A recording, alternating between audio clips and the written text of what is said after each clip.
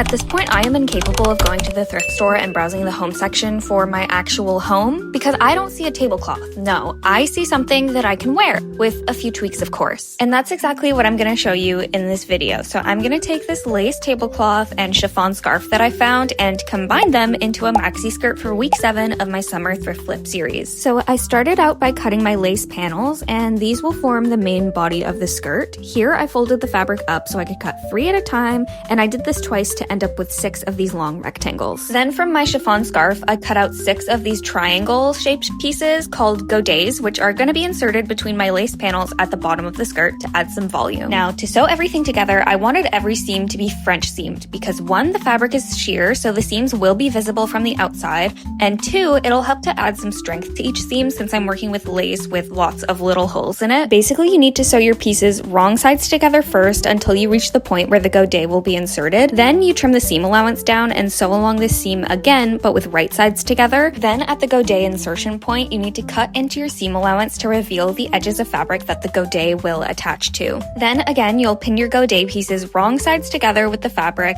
trim the seam allowance down, and sew along the seam again with the right sides touching, making sure that your stitch line starts right where the first French seam ended. This was honestly very tedious to do considering I had to do it 6 more times, but in the end I think it was well worth it for the beautiful seam finishing. Once I had my panels all sewn together, I then serged some picot elastic to the waistline, making sure to stretch the elastic as much as possible when sewing. Then I just top stitched the seam allowance downwards using a zigzag stitch, again pulling the elastic tight as I sewed. Then I just closed up my last seam and inserted my last godet, and all that was left was to sew a beautiful and delicate rolled hem along the bottom. Here's how the skirt turned out. I personally love the way it moves and flows. I feel like a glorious ethereal mermaid on her wedding day. Don't forget to share your thoughts with me about this thrift flip. I'd love to know what kind of fabrics you would use for this kind of skirt, how you would style it, all that good stuff. So thanks so much for watching, and I will see you next week.